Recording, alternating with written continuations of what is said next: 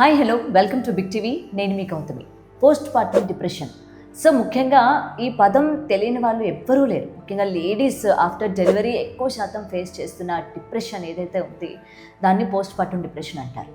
అయితే ముఖ్యంగా ఉత్తరప్రదేశ్లో జరిగిన ఒక ఇన్సిడెంట్ గురించి ఈరోజు మనం తెలుసుకుందాం. ఇదే పోస్ట్ పార్టమ్ డిప్రెషన్ వల్ల ఒక మదర్ తన పిల్లవాడిని ఏ విధంగా ట్రీట్ చేసింది, అంటే అటు ఫ్యామిలీ సపోర్ట్ లేకపోతే లేడీస్కి ఏ విధంగా ఉంటుంది అన్న దాని గురించి ఈరోజు తెలుసుకుందాం. సో ముఖ్యంగా ఉత్తరప్రదేశ్లోని ఒక దారుణమైన ఘటన చోటు చేసుకుంది. నిజంగా అది దారుణం అనే దానికన్నా అక్కడి నుంచి ఆ పిల్లవాడు సేఫ్ అయ్యాడు అనడంలోని రైట్ అని నేను అనుకుంటున్నాను. ప్రజెంట్ అయితే ఇదే పోస్ట్ పార్టమ్ డిప్రెషన్. ఆ లేడీ మంచిగా డెలివరీ అయింది. డెలివరీ అయ్యి ఇంటికి వచ్చిన తర్వాత 15 days అనమాట. ఆ బేబీకి 15 days. సో చంటి పిల్లలు పుట్టిన తర్వాత ఏ విధంగా ఉంటుందో ప్రత్యేకంగా చెప్పాల్సిన అవసరం లేదు. అందులోని ఫస్ట్ మదర్ ఎవరైతే ఉంటారో, ఫస్ట్ బార్న్ బేబీ ఎవరైతే ఉంటారో ఆ మదర్కి తెలుస్తుంది ఎక్కువగా ఎలా ఉంటుంది ఏంటి అని చెప్పి. సో పిల్లలు సరిగ్గా నిద్రపోరు, టైంకి నిద్రపోరు, రాత్రులు నిద్రపోరు. ఎక్కువ శాతం తల్లిలు ఏ విధంగా ఉంటారంటే నిద్ర లేకుండా, టైంకి తినకుండా, ఒకవైపు వాళ్ళకి సీసెక్షన్ అయితే సీసెక్షన్, లేకపోతే నార్మల్ డెలివరీ అయినా దానికి సంబంధించిన బాధతో ఉంటారు. అండ్ పిల్లలు పడుకోరు, ఎక్కువ క్రాంకీగా ఉంటూ ఉంటారు, ఏడుస్తూ ఉంటారు. మనకి నిద్ర ఉండదు, మనకి మిక్స్డ్ ఎమోషన్స్ ఉంటాయి. ముఖ్యంగా లేడీస్కి చాలా మిక్స్డ్ ఎమోషన్స్ ఉంటాయి. ఎక్కువ కోపం వస్తూ ఉంటుంది, ఎక్కువ ఏడుపు వస్తూ ఉంటుంది, ఎక్కువ అరవాలనిపిస్తూ ఉంటుంది. సో అలాంటి సిచ్యువేషన్స్లోని మనం ఏం చేయాలో తెలియక అది కొన్నిసార్లు పిల్లల మీద చూపిస్తూ ఉంటాము, మరికొన్నిసార్లు భర్త మీద కావచ్చు, లేకపోతే తల్లిదండ్రుల మీద కావచ్చు. ఇంటికి ఎవరైనా వచ్చినా, లేకపోతే ఎవరైనా ఆ టైంలో ఫోన్ చేసినా వాళ్ళపైన మనం ఆ ఎమోషన్స్ని చూపించేస్తూ ఉంటాం. చూపించిన వాళ్ళు ఏంటంటే దాన్ని అలానే లోపల పెట్టుకొని ఎక్కడో ఒక దగ్గర చాలా ఎక్కువగా సప్రెస్ చేయలేక ఒక్కసారిగా బర్స్ట్ అయిపోయిన పరిస్థితులు కూడా మనం చూస్తూ ఉంటాం.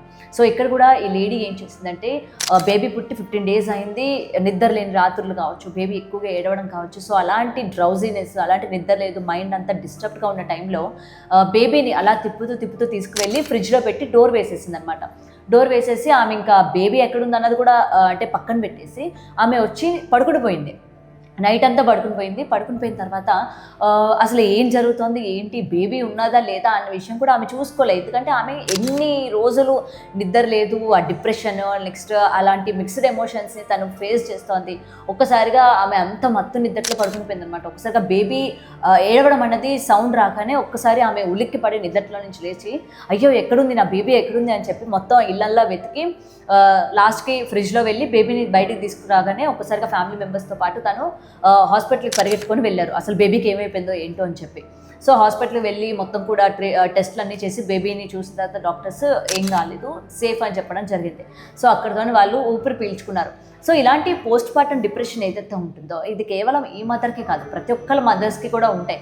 సో అది ఉన్నప్పుడు మనకి అంటే బాగా సపోర్ట్ చేసేది అలాంటి టైంలో ఒకటి మన పార్ట్నర్, హస్బెండ్, ఇంకొకటి మన పేరెంట్స్, తల్లిదండ్రులు, అత్తమామ కావచ్చు, లేకపోతే తల్లిదండ్రులు కావచ్చు.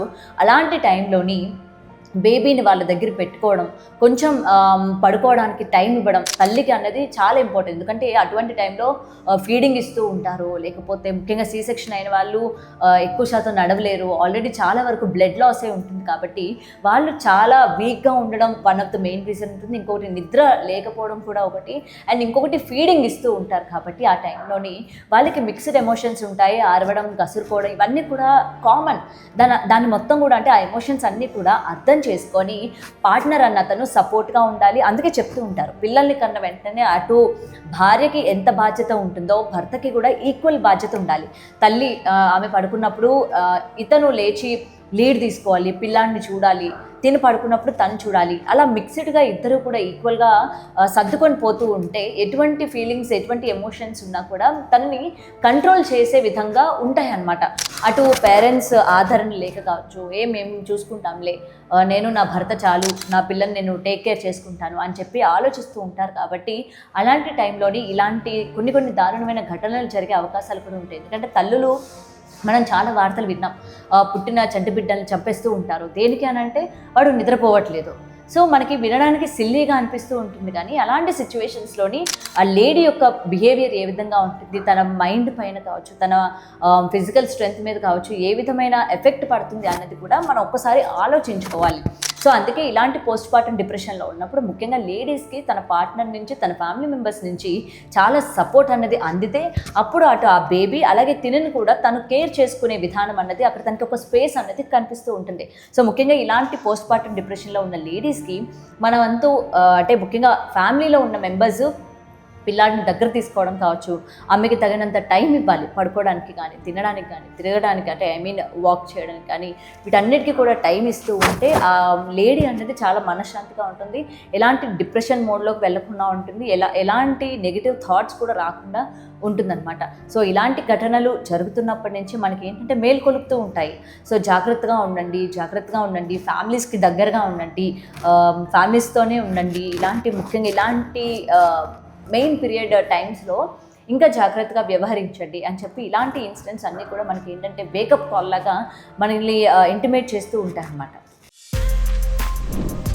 For more videos like this, subscribe Big TV channel.